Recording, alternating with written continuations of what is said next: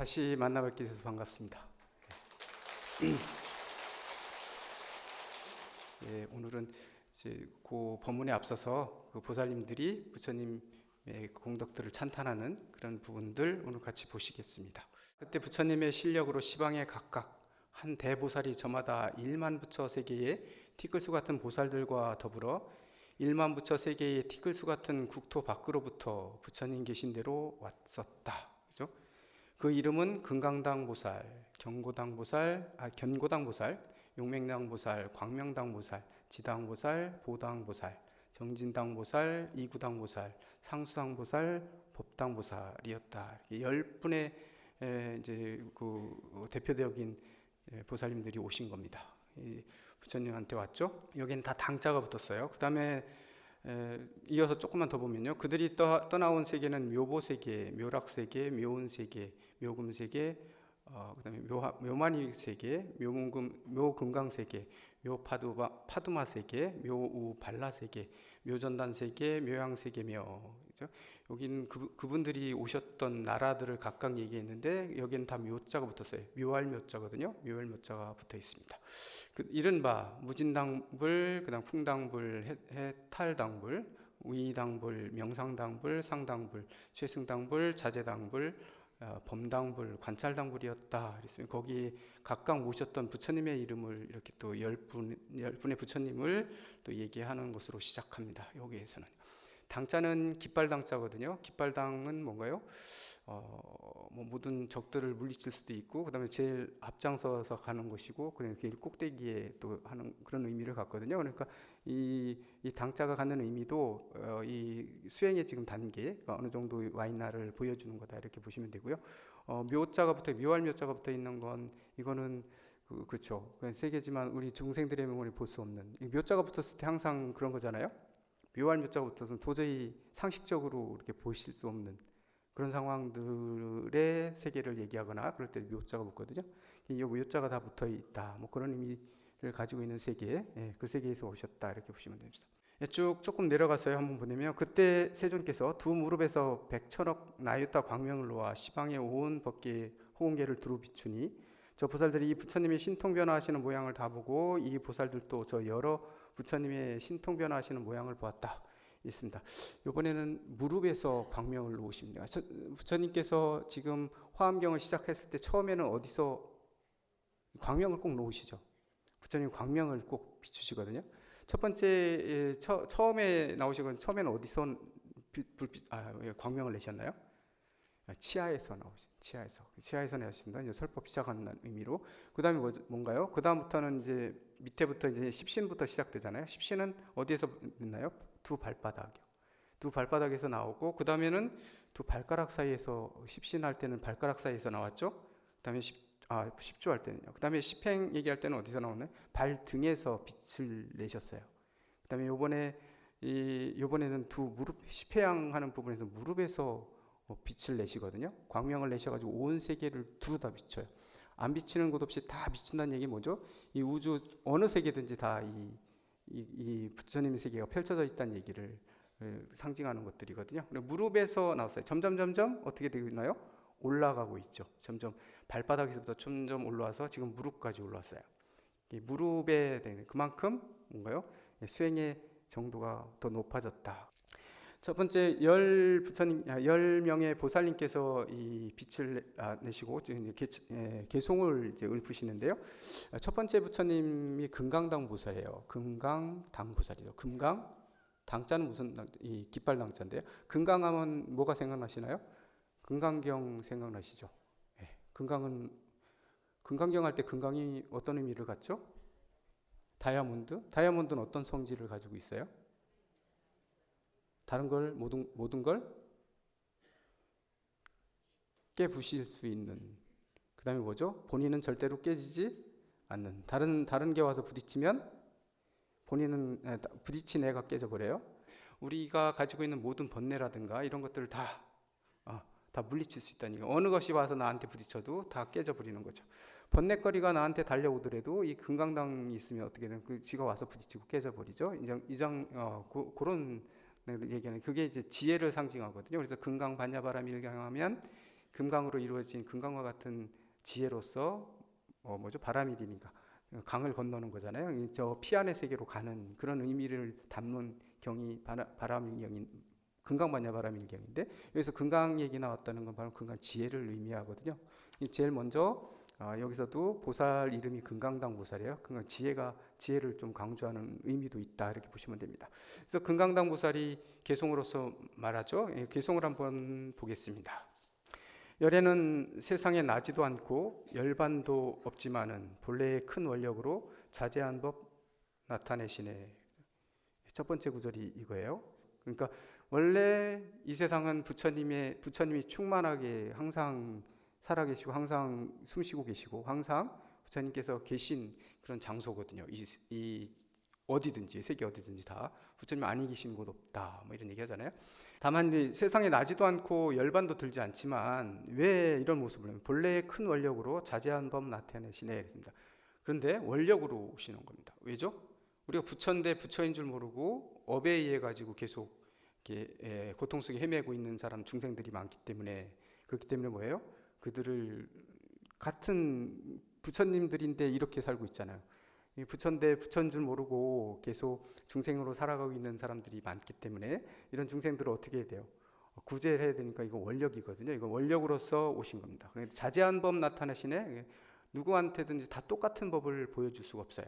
다 사람마다 다 다른 모습들을 보일 수밖에. 그래서 자제하시다. 우리는 앞에 있는 부처님을 어디 가서 부처님을 뵙더라도 사실은 다 똑같은 부처님을 뵙지 않거든요. 1000명이 보면 1000명마다 다 다르게 보죠. 같이 보지는 않습니다. 전부 다 내 업대로 보거든요. 그 업들이 사라지면 다 똑같이 자기 자신이 부처라는 걸 알 수 있겠죠. 그러니까 본래 부처님은 나지도 않고 열반에 들지도 않는다. 다만 근데도 불구하고 부처님께서 이 세상에 오시고 또 열반하는 모습들을 다 보여줬던 건 원력으로 그러신 거다. 왜? 중생들이 고통 속에 살고 있기 때문에 그런 모습을 보여준 거다, 이런 얘기를 지금 여기 얘기하고 있습니다. 그 다음 보죠. 이 법은 헤아릴 수 없고 마음으로 요량도 못하니 지혜로 저 언덕에 이르러야 부처님 경계 보리라. 그렇습니다. 이거는 아직은 이 세계는 우리가 이 법이라는 건 뭐 우리의 업이 내 눈을 가린 상태에서는 절대로 내 만큼만 보지 절대로 그 세계를 뛰어넘어서 보지 못하거든요. 이 결국은 우리 마음이라는 것으로서도 헤아려서 알 수 있는 단계가 아니란 얘기죠. 그렇기 때문에 어떻게 해야 되냐면 지혜를 가지고 저 언덕에 이르러야만, 그죠? 그 저쪽 부처님의 세계, 진리의 세계에 닿아야만 그 부처님의 경계를 보게 될 것이다. 그렇지 않으면 절대로 부처님 경계는 볼 수가 없다, 그런 얘기죠. 이 섣불리 부처님의 세계를 내 봤다라고 생각하면 절대로 안 됩니다. 내 눈에는 그렇게 보였다, 뭐 이렇게 볼 수 있죠. 가끔씩 저희 학인 스님들이나 뭐 이렇게 부처님들한테 얘기할 때 그러거든요. 절대로 단정하지 말라, 그런 얘기를 하는데요. 뭐 어떤 일을 보면 어떤 님은 내가 봤는데 뭐가 어떻대 이렇게 얘기하거든요. 그거 때문에 나중에 분란 되게 많이 일어나거든요. 사실은 내 업대로 보거든요. 내가 보기로는 그렇게 보였다, 이게 정확한 답이다. 그게 사실인지 모르겠고 내가 볼 때는 그렇게 보였다라는 것들, 절대로 단정적으로 보면 안 됩니다. 아무리 분명히 저게 뭐든 나쁜 뭐 한 것 같이 보여도 그걸 단정적으로 생각하면 나중에 안 돼요. 왜냐면 보면 분명히 자기가 놓치는 부분들이 있거든요. 자기의 업에 보이는 쪽으로만 자꾸 보게 되기 때문에요. 자기는 분명히 객관적으로 봤다라고 얘기하지만 그렇지 않은 경우가 너무너무 많기 때문에 그렇습니다. 여기서도 마찬가지예요. 이런 마음을 가지고 우리가 살아가고 있는 한은 절대로 이 부처님의 세계, 여태까지 말씀하셨던 부처님의 그 단계 세계는 알 수가 없다는 얘기죠. 절대로 그걸 완벽하게 볼 수 있으려면 어떻게 해야 돼요? 부처님 세계에 닿아야, 그쪽까지 그 지혜를 완벽하게 다 갖춰야, 금강의 그런 반야를 다 갖춰야만 부처님의 경계를 볼 수 있을 것이다, 뭐 이런 얘기죠. 이어서 보겠습니다. 육신이 부처 아니요 음성도 그렇거니와 육신과 음성을 떠나서 부처님 신통 보는 것도 아니라 그랬습니다. 육신이 부처가 아니다, 뭐 음성도 그렇다, 음성도 부처님이 아니다 얘기하는 건 금강경에서 되게 많이 보셨죠, 그죠? 육신을 통해서 부처님을 볼 수 없고 음성을 통해서 볼 수 없지만, 그렇다고 이 현실 세계를 떠나서 이 육신 버려버리고 음성도 다 무시해버리고 부처님의 세계가 따로 있는 게 아니다, 그런 얘기예요.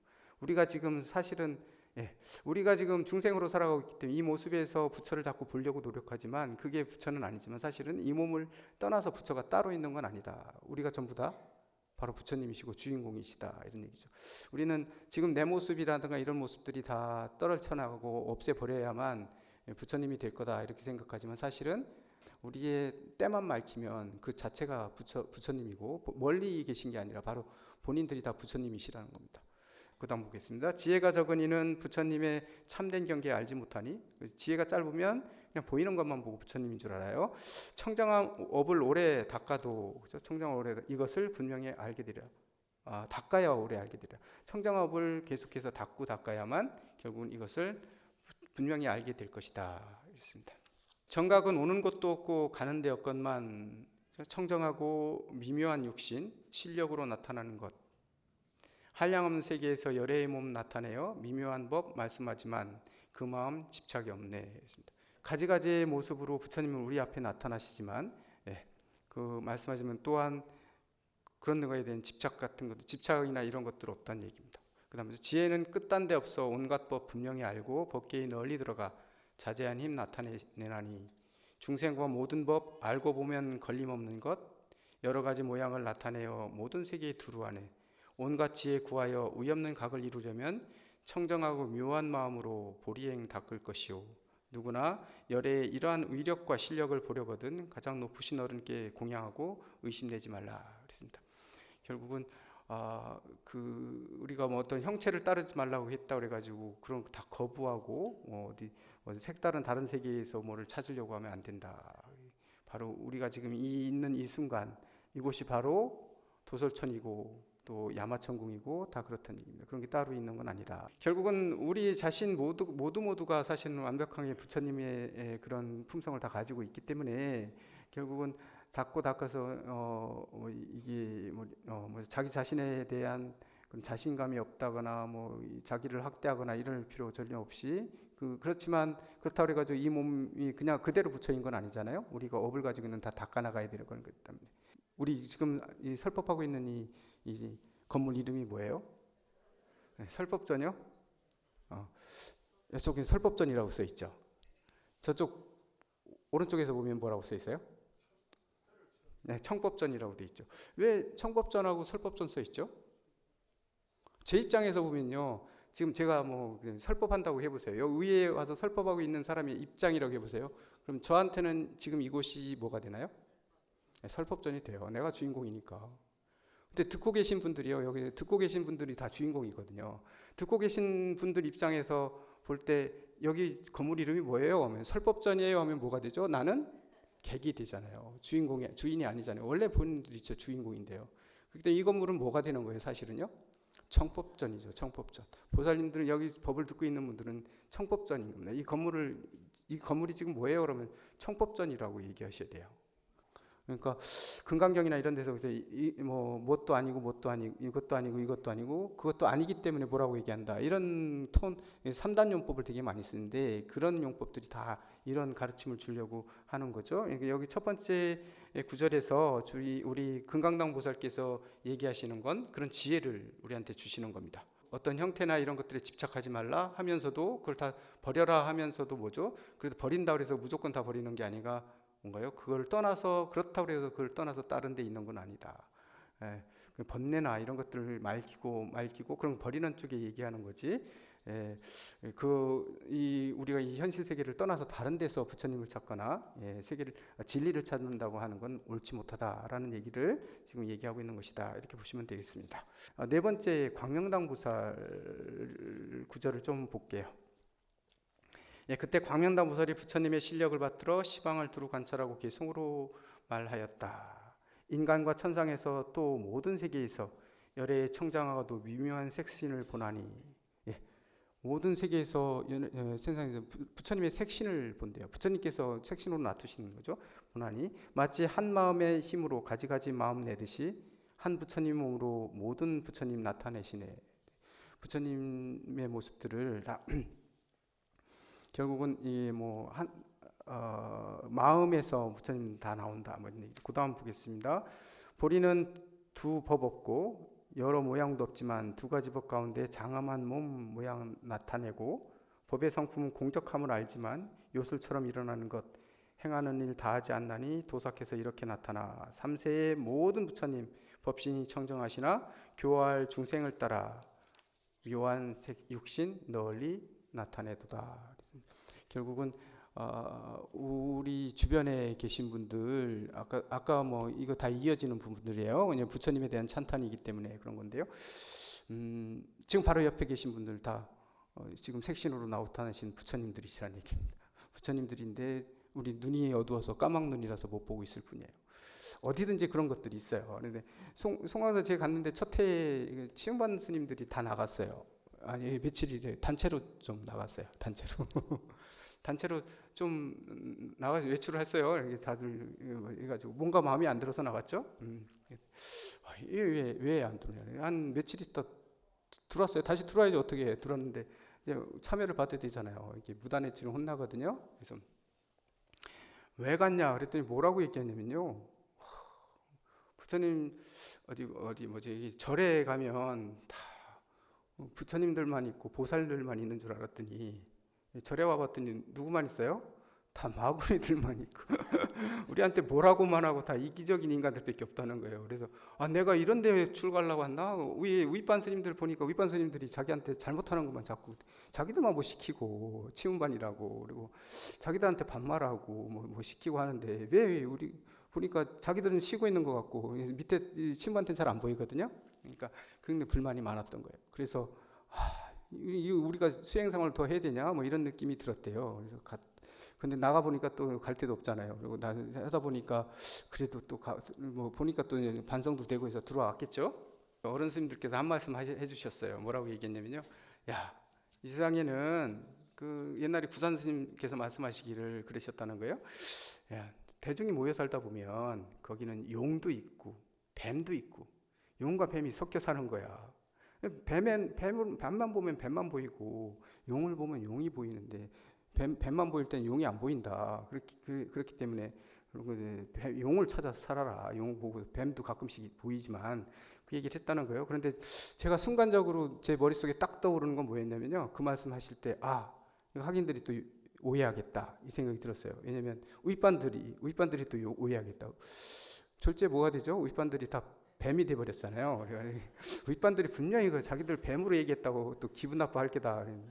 예, 그 말씀 끝나고 공양 시간에서 이제 바로 공양 시간에 그걸 한 다음에 다시 나왔어요. 학인들 나와가지고 그렇지 않아도 이제 사교반들이 왔어요. 사교반 누가 이제 차 마시러 왔길래 물어봤어요. 그랬더니 물어본 게 아니라 슬쩍 얘기 꺼냈더니 뭐라고 하냐 기분 나쁘대요. 그리고 치움만이 더 미워졌다고 얘기를 하는 거예요. 왜? 그랬더니 절대 우리를 뱀으로 만들었잖아요. 우리를 뱀으로 만들었다고. 야, 무슨 그게 그 말씀이냐 이런 얘기예요. 모든 사람 속에는 뭐죠? 왜 그거를 또 이중으로 나눠가지고 누군 뱀이고 누군 용으로 얘기하냐? 거기서 말씀하신 건 뭐예요? 누구든지 어떤 사람이든지 뱀의 모습도 있고 용의 모습도 있다는 거예요. 그죠? 네. 우리가 중생인데 아직 부처님이면서 중생이기 때문에 용의 모습만 가지고 사는 사람들, 물론 부처님에 가까이지면 그 훌륭한 모습만 보여주고 그런 분들도 있겠죠. 하지만 중생들한테는 뱀의 모습도 있지만 용의 모습도 다 가지고 있는 거예요. 그걸 자꾸 하면서 우리는 닦아가면서 뱀의 모습을 자꾸 조금씩 없애가는 거잖아요. 한 사람한테 초점을 맞춰야지 그걸 또 이분법적으로 나누면 그거 안 된다. 왜 그렇게 생각하냐. 그러니까 보면 누구를 보든지 간에 뭐예요? 뱀의 모습도 보이고 용의 모습도 보이는데 용의 모습을 봐라. 용의 모습을 봐야 되는 거죠.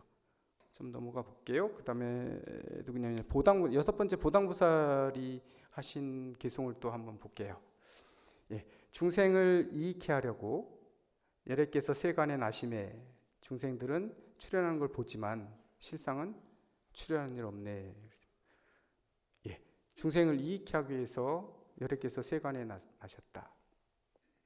원래 부처님은 오고 가는 분이 아니라 항상 계신 분들이고 진리는 항상 어디든지 다 있는 분이시다 그랬어요. 중생 이렇게 항상 계시기 때문에 뭐 항상 계신데 중생들은 자기가 부처님을 모르고 고통 속에 헤매고 자꾸 고통의 바다로 자꾸 들어가려고 하잖아요. 이런 중생들을 이익해 하려고 여래께서 세간에 나오셨다.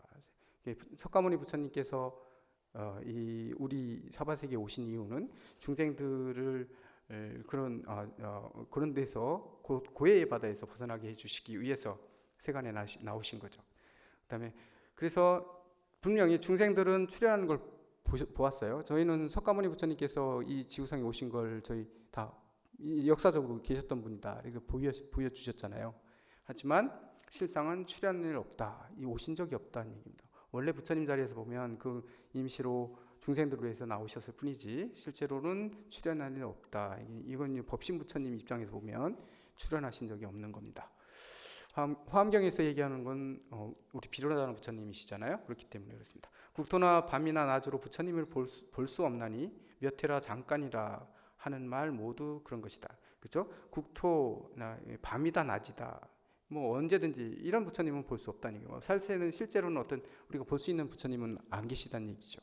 몇 해라 잠깐이라 하는 말 모두 그런 것이다. 이건 뭐냐면 시간도 초월돼 있다는 얘기예요. 시간도 공간뿐만 아니라 시간도 상대하지 않는, 시간도 상관없이 초월돼 있는 존재다.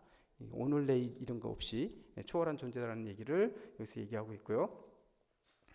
중생들은 말하기를 어느 날 부처님 성도하셨다 하나 부처님께서 보리 얻음은 날짜에 얽매지 않나니.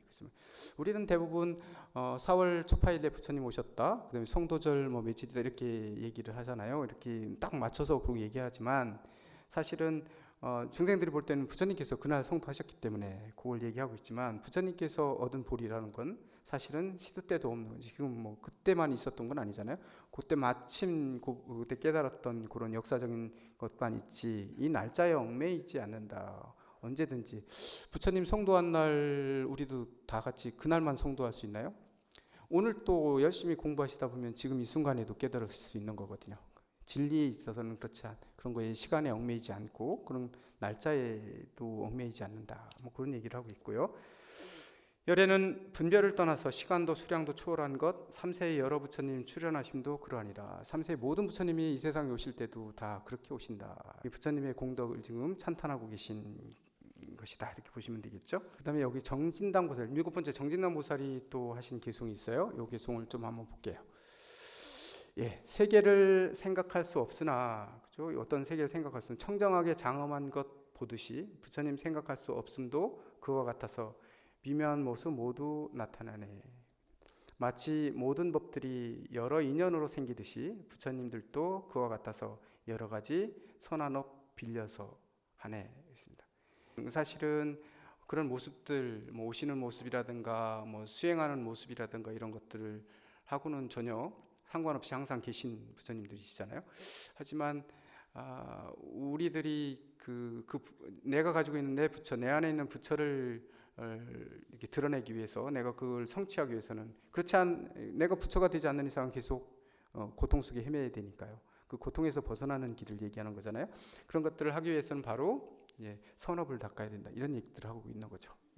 부처님께서 이런 선한 업들을 막 보여주시는 거예요. 선한 업이라는 게 뭔가요? 불교에서 선이라고 하면 뭔가요? 선업? 악업, 선업 얘기하잖아요. 내 불성자리, 내 부처님의 자리에서 멀어지게 하는 건 다 악업들이죠. 조금이라도 멀어지게 하는 건 악업이에요. 우리들을 부처님에 가까이 자기가 가진 불성을 조금 더 드러낼 수 있는 방향으로 인도해 주는 건 다 선업이죠. 아직 진리는 그런 거 관계없기 때문에요. 진리라는 건 그냥 있는 그대로예요. 우리 안에 있는 부처님은 항상 그대로 있는 그대로 계신 분이기 때문에 이런 거 상관없어요. 선업을 닦든 뭐하든 변함이 없는 분이고 없어지지도 않고 항상 계시잖아요. 사라지지도 않고 오시지도 않는 분이시잖아요.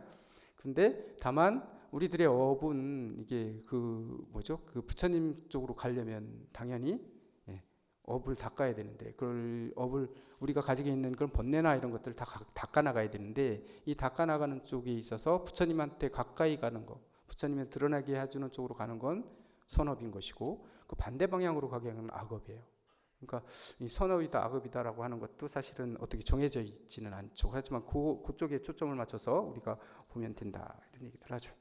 금강경 구절에도 그런 구절들이 있었거든요. 뭐냐면 막 다 이렇게 아다 무아다 이렇게 아상 중생상 아상 인상 중생상 수사상 다 떨쳐버리고 무부상고시를 해라 뭐 그런 거 다 버려버리면 바로 그 자리가 안욕따라 삼백삼배로 없고 막 이런 얘기들 하거든요. 이 진리를 깨닫는 얘기를 막 해요. 그러다가 중간 23분인가요? 확실히 그 뒤쪽에 가보면 그런 얘기 나오잖아요. 그런데 선업을 닦지 않으면 안 된다는 얘기 나오잖아요. 그 안역다라 삼약삼을 성취하는데 마지막 단계 뭐냐면 선업을 꼭 얘기하거든요. 착한 일을, 온갖 착한 일을 해야 된다고 얘기해요. 다만 뭐를 내려놓은 상태로요? 아상, 인상, 충생상, 수사상이 없는 상태로 선업을 닦는 것. 그 닦았을 때 바로 진리를 성취하게 된다. 뭐 그런 얘기들을 하거든요. 부처님은 원래 뭐 그런 거하고 상관없으신 분이고, 그 진리라는 건 원래 그렇지만 저희들이 이 어떤 업이나 이런 무명 때문에 업이 쌓이고 쌓여서 이런 모습을 가지게 되고, 이런 고통의 바다에서, 윤회의 바다에서 지금 저희가 헤매고 살아가고 있지만 있게 돼 있는데, 그렇기 때문에 여기서 벗어나서 부처님 세계로 가는 데는 어떤 분명히 방편이 있어야 되고 수행이 있어야 된다는 얘기죠. 근데 그게 바로 선업을, 착한 나를 버려놓은 상태에서의 선업들, 이런 것들은 꼭 닦아야만 공덕이 이루어진다, 뭐 이런 얘기. 옛날 부처님께서 그런 적이 있었죠. 부처님 아누루타 있잖아요. 눈이 장님이 된 아누루타 얘기 있잖아요. 아누루타가 정신을 되게 열심히 하다 보니까 눈이 멀었잖아요. 눈이 멀어서 앞이 안 보여요. 근데 자기 가사를 꿰매야 되는데 이게 실기가 안 보이기 때문에 바늘에 실을 꿰야 되는데 낄 수가 없으니까 뭐라고 얘기해요? 옆에 있는 존자들이요, 뭐 얘기하잖아요. 내 이 바늘기에 이 실을 꿰주면 그 공덕이 있을 거다, 이런 얘기를 하잖아요. 그때 누가 끼워주시나요? 부처님 옆에서 이루 줘라. 아누루타야, 내가 끼워주겠다 얘기했을 때 아누루타가 놀라서 뭐라고 얘기해요? 아니, 부처님도 아직도 공덕을 쌓았습니까? 이런 얘기했을 때, 그렇다, 아누루타야, 부처도 공덕을 쌓아야 된다, 그런 말씀을 하시죠. 부처님이 하더라도 이런 공덕들을 쌓아야 된다. 결국은 이 착한 일하고 뭐 이렇게 남을 돕고 뭐 이러는 것들이 뭐 나에게 어떤 복이 돌아오고 뭐 이런 것들, 미래에 나한테 다시 복이 돌아오고 뭐 이런 개념만은 아니다. 제가 어느 짤막하게 있는 그 어디서 동영상을 봤는데, 거기에 보면 그런 얘기 있어요. 하버드 의대에서 뭐 실험을 했는데 많은 사람들이 저걸 하는 거죠. 장수하는 부부들이 장수하는 부부들이 있는데, 이 사람들은 왜 남들보다 부부가 더 오랫동안 이렇게 같이 살까, 그게 궁금했단 얘기죠. 그래가지고 그걸 조사한 경우에, 그래가지고 5년 동안 집중적으로 그분들을 이렇게 관찰해봤다는 얘기잖아요. 관찰해봤더니 5년 만에 발견했는데, 결과물을 찾아냈는데 뭐였냐면, 이 사람들이 다 꼭 주기적으로 어디를 가더래요. 다 손잡고 어디를 가는 거죠. 그래서 가봤더니 어디를 갔어요? 양로원이나 이렇게 요양원이나 이런 데를 가서 도움이 필요한 사람들을 돕는 거예요. 돕는 일들을 다 하고 있더란 얘기예요. 전부 다 한결같이.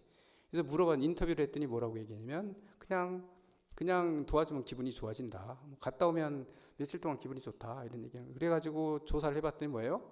혈압 체크 이런 것들 해봤더니, 갔다 온 다음에 혈압과 이 당 이런 거 체크해봤더니 뭐예요? 혈압이 떨어지고, 당도 실제로 수치로 나타나다는 얘기죠. 그 다음에 엔돌핀이라고 하나요? 그것도 되게 많이 높아진 거로 나왔다는 얘기예요. 그러니까 엔돌핀이 계속 나오기 때문에 불우한 사람들과 이렇게 신체적인 접촉 이런 것들을 통해 가지고 이게 진짜적으로 어떻게 됐어요? 남을 도왔지만 사실은 자기 자신의 건강에도 엄청나게 많은 도움을, 그 자리에서 바로 많은 도움을 받은 거거든요. 남도 좋고 본인한테도 이득이 있는 거죠. 두 번째 실험을 했는데 뭐냐면, 의대생들을 두 패로 나눠서 양쪽으로 두 팀으로 나눠서 똑같은 봉사활동을 시켰는데, 한쪽은 보수를 줬어요. 얼마나 돈을 주면서 시켰고요. 한쪽은 아무것도 안 받고 그냥 무보수로 그냥 아무것도 없이 대가 없이 가서 봉사활동을 시켰는데, 그래 놓고 좀 지나서 놀라운 결과가 발견됐는데, 뭐예요? 이상하게 한쪽의 친구들한테만 이 타액에서 이런 모든 걸 이렇게 체크를 했는데, 침에서 바이러스 같은 거를 이게 막는 그런 성분이 집중적으로 막 되게 높게 나오는 거예요. 돈 받고 하는 사람들한테는 안 나오는데, 이게 무보수로 그냥 가서 하는 사람들한테만 이게 자기 체액에서, 침 타액에서 그런 게 막 그게 높게 나타나는 게 연구 결과로 나왔어요. 그래서 무부상보시, 우리 금강경에서 얘기하는 그런 것들, 그죠? 아상, 인상, 중생사 이런 것 없이 선한 일을 닦음으로 인해 가지고 오는 것, 그냥 보시한다거나 그냥 그러는 게 아니라, 선업을 하는 게 아니라 자기 마음을 내려놓고요. 무와 무인, 그다음 무중생, 무수자상, 이런 것들을 가진 상태로, 다 버린 상태로 선업을 닦을 때 안육따라 삼박성이 완성이 된다 얘기하는 것들은 보면, 우리 몸도 더 건강해지고 이렇다는 얘기죠. 물론 이제 밀교나 이런 데서 이 몸을 가진 상태로 성부를 막 추구하고 이러시잖아요. 그런 것도 의미가 있지만, 어쨌건 이게 우리가 그런 걸 떠나서요, 정신적으로도 엄청난 그런 평온함이 오겠죠. 오전에도 제가 좀 얘기를 했지만 다시 한번 좀 반복해서 말씀드려 본다면, 아까도 그 이해가 정확할까, 제가 볼 때는 조금은 그래도 많이 괜찮은 예 같아서 한 번 더 예를 들어 볼게요. 아까 제가 법신 부처님을 뭐에 비유했죠? 전기를 가지고 얘기했죠. 그렇죠? 전기를 얘기해 가지고 있어요. 아까는 좀 짧게 한 번 더 얘기해 볼게요.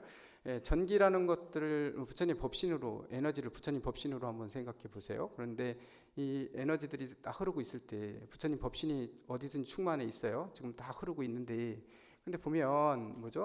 전혀 다른 모습으로 배출이 되거든요. 어떤 온풍기에서는 뜨거운 바람으로 나와요. 원래 전기에 뜨거운 바람이 있는 게 아니잖아요. 여기 나오죠.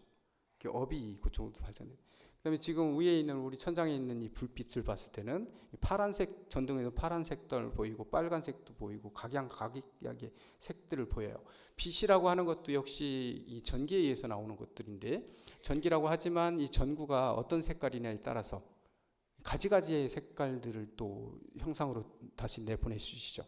이렇기 때문에 어떤 거를 만나냐에 따라서 전혀 다른 모습으로 나오거든요. 그렇지만 그런 것들은 다 누가 만드는 거예요? 전기에 의해서 만들어지는 거예요. 전기가 없으면 이런 건 만들어질 수 없거든요. 이것처럼 부처님의 법신 부처님으로서의 부처님은 세계에 가득 아니 계신 곳이 꽉 차 계시다고 얘기하잖아요. 아니 계신 곳 없으시고, 이런 경전 구절이 되게 많이 나오는데, 이 지구상에 어디에 안 곳인데 완전히 다 부처님으로 꽉 차 있어요. 부처님의 기운으로 꽉 차 있는 거죠. 부처님 진리의 부처님 다 그렇게 계신데, 거기에서 나라는 존재가 툭 튀어나오면 어떻게 되는, 내 업대로 이런 모습이 툭 튀어나와서 지금 내가 움직이고 있는 거예요. 근데 이게 부처님의 일부로 그런 모습들이 이 모습으로 이렇게 형상화된 건데, 나는 이 몸뚱이가 난 줄 알죠. 요것만 나라고 생각하거든요. 그러니까 요 놈만 위하려고 하고 막 이렇게 살잖아요.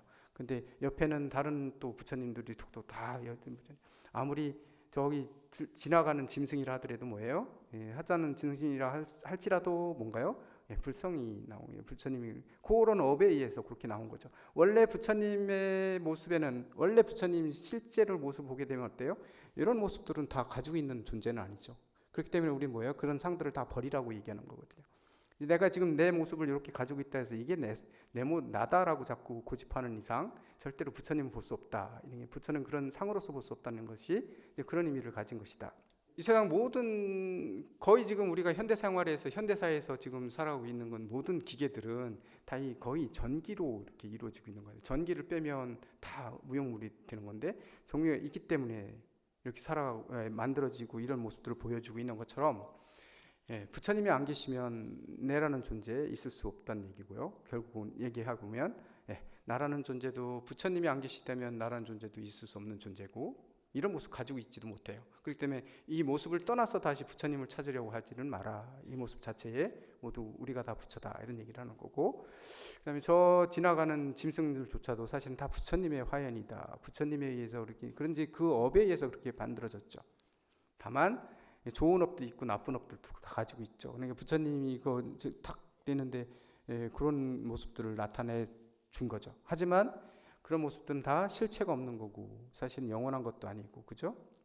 그렇기 때문에 그런 것들 다 떨쳐 버렸을 때 원래의 자기 모습을 찾아가는 거, 이게 불교의 목표점이고, 그걸 알게 되면 모두를 다 우리가 존중하고 존경하고, 결국은 다 같이 더불어 살 수밖에 없는 그런 세상으로 가게 되겠죠. 그 다음에 10번째 보살님이 이제 법당 보살님이에요. 법당 보살이니까 절에 많이 다니시는 분은 법당 보살님 뭐 이렇게 얘기했는데, 법당 하면 법자의 당자는 아까도 얘기했지만 무슨 당자예요? 깃발 당자예요. 그죠? 우리 여기 법당 보살님은 아니죠. 예, 법당 보살님이 부처님이 실력을 받들어 시방에 두루 관찰하고 개송을 말하였다. 사실은 이 보살이라는 이 용어가 되게 높은 단계 이런 것들을 얘기하는 거잖아요. 보살 이름 우리가 쉽게 우리 보살 얘기하지만 그죠? 네, 보살이라는 게 보통 용어가 아니거든요. 보살은 그 금강경에서도 보면 뭐예요? 뭐 이 아상인상 중생상 수상이 떨어진 상태가 보살이에요. 나쁜 짓 다른 사람이 나를 해코지를 했어도 어떻게 돼요? 거기에 원한이 생기지 않고 오히려 그 사람을 감싸줄 수 있는 마음이 저절로 일어나고 해코지 않고 이렇게 할 수 있는 단계까지 간 사람만이 보살이지, 아상인상 중생상 수상이 아직 남아있으면 보살이 아니다라고 얘기 나오잖아요. 그랬더니 보살이 되게 높은 단계잖아요. 제가 아는 어떤 분께서는 뭐냐면 어느 스님하고 인연이 있으신 분인데 그분은 저희가 보살이라고 하면 되게 싫어하신대요. 제발 보살이라고 하지 마라. 불자신데요. 그래서 뭐라고 하기를 바라시면요. 그래서 저희 가면 막 그 스님이 저한테 그러세요. 스님, 보살이라고 부르지 말라고. 왜? 그럼 어떻게 불러요? 그냥 교수님이라고 불러드리래요. 여자 교수님이시거든요. 그래서 저도 그냥 교수님 하는데 보살이라고 하면 저희한테는 싫은 표정 안 되는데 이제 나중에 이제 스님한테 난 보살 너무 부담스럽다고 이러세요. 보살에 대해서 아시기 때문에 보살이 되게 부담스러우신가 봐요. 뭐 그러실 필요는 없죠. 보살로 우리가 살면 되잖아요. 안 되면 보살로 살기 위해서 맨날 보살 들었는데 보살의 반반이라도 우리가 닮아가려고 노력하면 되잖아요. 그렇기 때문에 뭐 거기에 또 집착할 필요까지 그런 것까지 또 보살이라고 부르는 거 싫으니까 나한테 그렇게 부르지 말라고 하지 마시고요. 보살이라고 자꾸 불러드려야 또 보살이 되거든요. 이게 말이 씨앗이 돼서 저는 항상 보살이라는 얘기 자꾸 들으시는데 항상 보살이라고 들으는데 그냥 상식적으로 그냥 상투적으로 그냥 들으시지 마시고 뭐예요? 보살이라고 불렀을 때 이 보살의 의미를 항상 생각하고 나를 반성하고 내가 보살이 돼 있지 이런 마음을 가지시면 좋겠죠. 예, 법당보살 나오면서 이 얘기가 나왔네요. 그 다음에 보면 10번째 보살이 법당보살이에요. 법당보살이 부처님의 실력을 받들어 사방을 두루 관찰하고 개성으로 말하였다. 끝부분만 제가 한번 볼게요.